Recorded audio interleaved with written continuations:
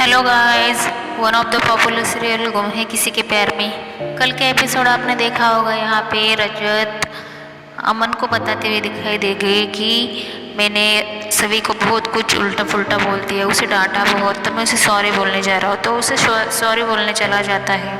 यहाँ पे सभी बोलती है तुमने मुझे इतने लोगों के सामने इतना बड़ा बोल क्यों दिया, क्यों बोला तुमने मुझे ऐसा, मैंने क्या गलत किया, अगर सब सही को मैंने अपने साथ लाया तो क्या गलत हुआ। तो सभी उसको ऐसे बात करते हुए देखा होगा। और यहाँ पर रजत भी उससे बोलता है कि मैं सॉरी बोलने ही आने वाला था, लेकिन मुझसे गलती हो गई, मुझे माफ़ कर दो, ऐसे उसे बोलते हुए दिखाई देगा। यहाँ पे सभी की बहन मृणाली और हिरनिदाई वहाँ पे सही को पूछ रहे हैं कि तुम्हारे पापा ने ड्रेस कौन सा पहना है, ऐसा वैसा कुछ उसे बोलते हुए दिखाई देने वाला है। तो वो बोलते हैं कि क्यों, क्या, क्योंकि उसे पता नहीं रहता कि इन दोनों की शादी हो रही है ऐसा।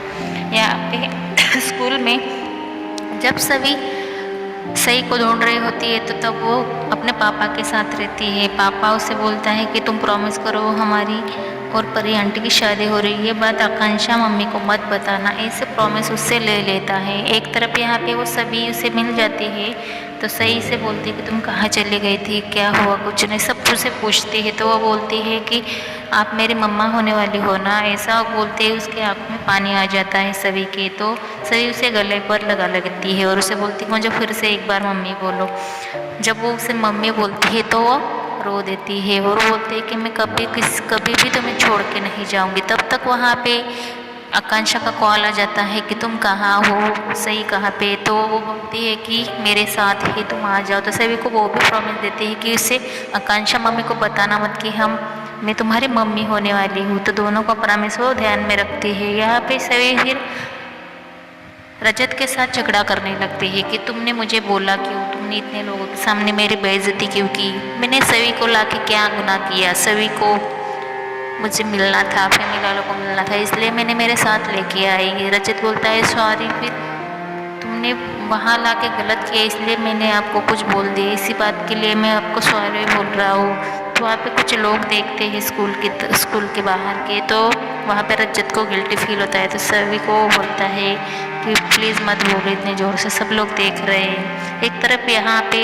आकांक्षा उसकी बेटी को उससे सच निकालने की बहुत कोशिशें कर रही है कि तुम्हें कौन सा प्रॉमिस पता है। वो बोलता है सीक्रेट है, मैं दो प्रॉमिस कैसे बता सकती हूँ, और रजत पापा आपसे क्या बोला क्या नहीं, ये सब उससे निकालने के लिए वो उसे बोलती। लेकिन सही भी बहुत चालाक है, वो कुछ नहीं बताती। यहाँ पे रजत के सामने वो अंश आ जाता है तो अंश उसे बोलता है कि ये लापरवाह आदमी है, इससे क्यों मुंह लगाती हो, इस वैसे उसके बारे में बहुत गलत बोलता है।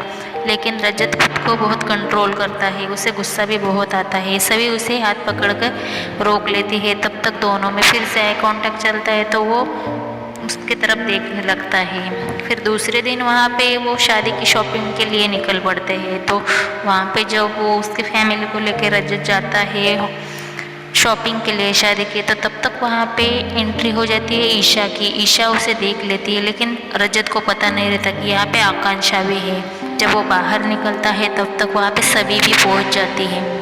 सभी उसे कांच में से दिख जाती है कि सभी अंदर आ रहे हैं। तब तक वो उसे मैसेज कर देता है कि सभी तुम आकांक्षा को बातों में लगाओ, अगर उसने दोनों को साथ में देखा तो उसे समझ जाएगा कि हम दोनों की शादी है।